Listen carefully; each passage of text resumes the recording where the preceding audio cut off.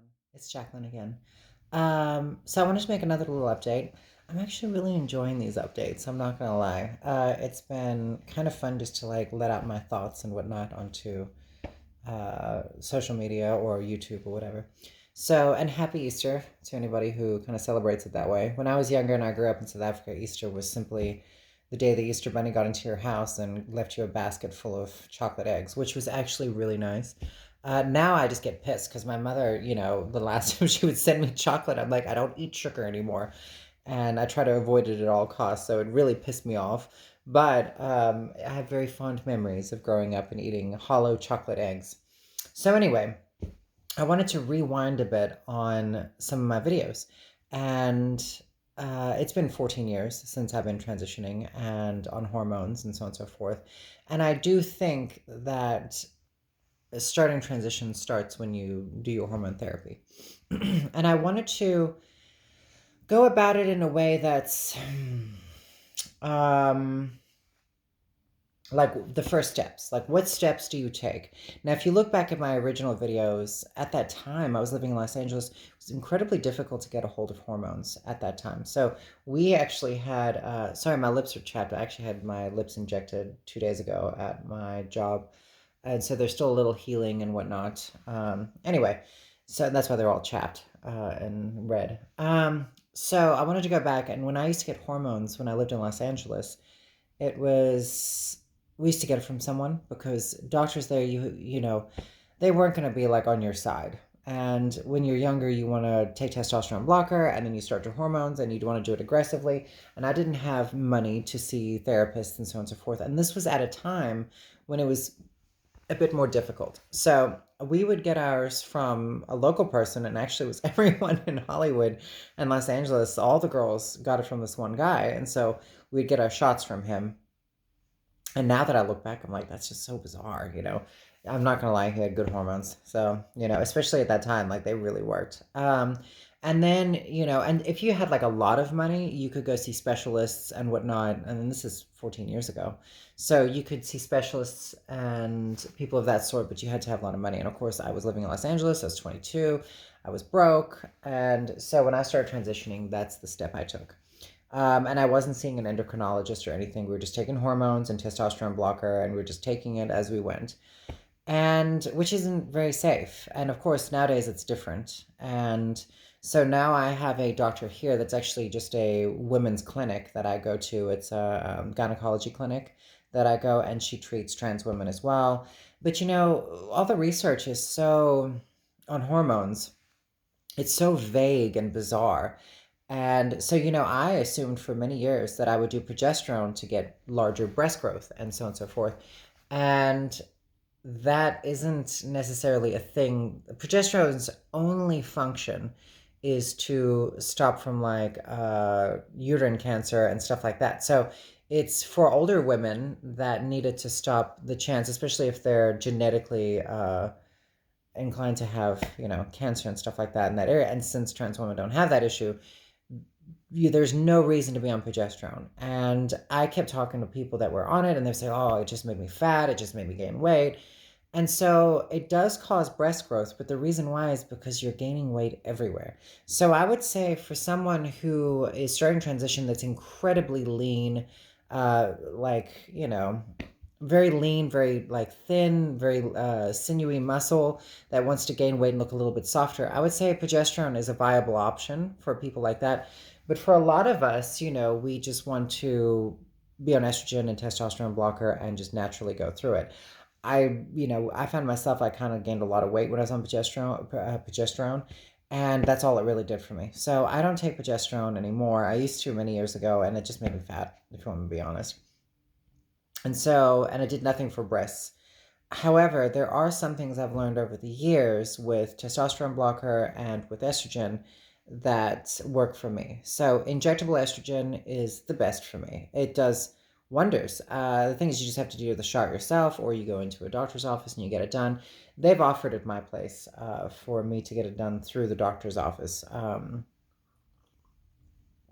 So they've offered that, and for me, that's not my thing. And I'm not going to go in every 2 weeks and get a shot. Like it's just too many people. That's too much peopling for me.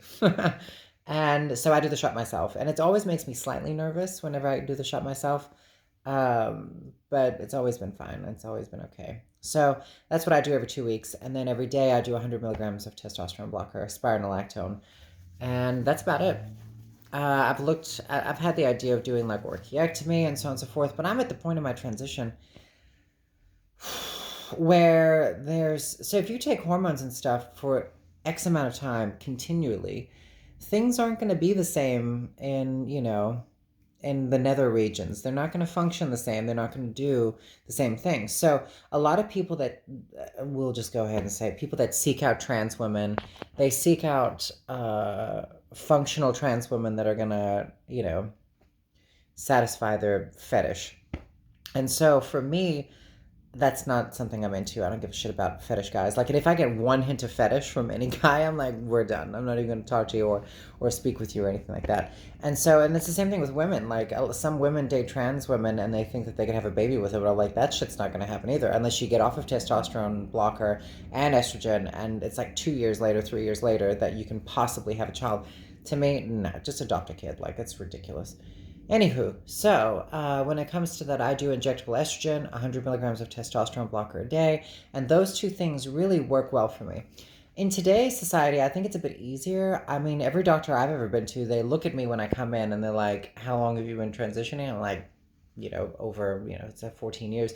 When I tell them that, they never require therapists or any of that information. They're always like, okay, because they can tell that this is who I am. There's not even like a negotiation about it. There's not even like, they're not even fickle. So I'm assuming today you do want to see a therapist and get a letter and a recommendation for hormone therapy, but also you want to make sure with a therapist that they're not transphobic.